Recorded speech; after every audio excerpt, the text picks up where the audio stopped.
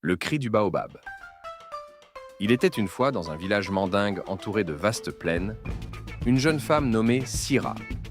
Elle était belle, gracieuse et dotée d'une voix envoûtante qui faisait frémir les cœurs. Mais cette beauté et ce don qu'elle portait en elle étaient aussi sa malédiction. Sira était la fille du chef du village, un homme respecté dont la parole était loi. Comme le voulait la tradition, son mariage ne dépendait ni de son amour, ni de ses désirs.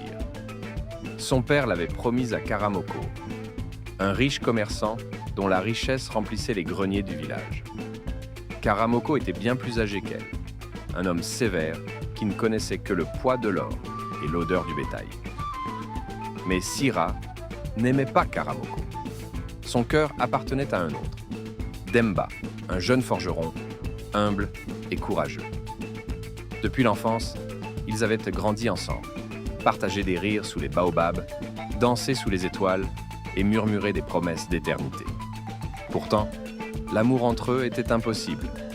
Demba n'avait ni richesse, ni titre pour prétendre à la main de Sira. La veille de son mariage, alors que tout le village préparait les festivités, Sira sentit le poids de son destin s'abattre sur elle comme un ciel sans étoiles.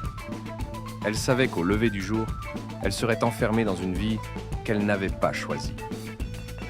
Cette nuit-là, elle prit une décision qui allait changer son destin.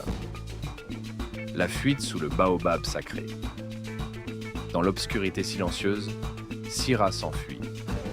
Elle courut à travers les hautes herbes, son cœur battant à tout rompre. Derrière elle, elle entendait déjà les voix des hommes du village, partis à sa recherche. Elle savait que si elle était retrouvée, elle serait ramenée de force et son sort serait scellé à jamais. Alors, elle courut plus loin, plus vite, jusqu'à atteindre le baobab sacré, un arbre immense et millénaire dont on disait qu'il abritait l'esprit des ancêtres. Essoufflée, elle posa sa main tremblante sur son tronc rugueux et murmura « Esprit du baobab, écoutez mon cri, libérez-moi de cette prison !» Les larmes coulèrent sur ses joues. Son corps était épuisé, mais son âme était en feu. Elle leva les yeux vers la lune et entonna une chanson, une mélodie ancienne que sa grand-mère lui chantait lorsqu'elle était enfant. C'était une plainte douce et triste, un appel au vent, un chant d'amour et de liberté. Alors, quelque chose changea. Le vent se leva, sifflant à travers les branches du baobab. Les feuilles frémirent, et une voix profonde, venue des entrailles de l'arbre, résonna dans la nuit.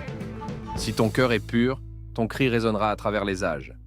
Un souffle puissant parcourut le sol, soulevant la poussière. Sira ferma les yeux et laissa son chant s'élever plus fort, se mêlant au vent qui tournoyait autour d'elle. Puis, tout devint silence. La disparition de Sira. Le lendemain matin, le village entier se rassembla au pied du baobab. Sira avait disparu. Il ne restait que ses sandales posées sur les racines de l'arbre, comme si elle s'était volatilisée dans l'air. Les anciens murmurèrent entre eux « Elle a été prise par les esprits ». Demba, effondré, tomba à genoux, les poings serrés contre la terre.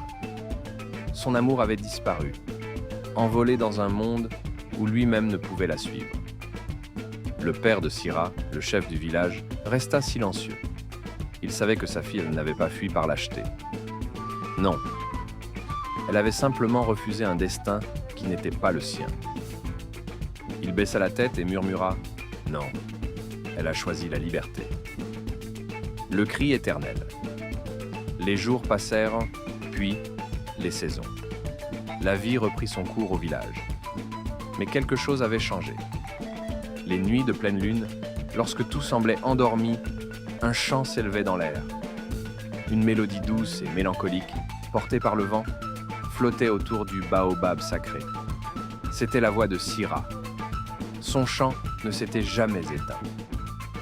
Depuis ce jour, les villageois racontent aux enfants que lorsque la brise danse entre les branches du baobab, c'est Sira qui chante son amour et sa liberté. Un cri éternel, un murmure que nul ne pourra jamais faire taire.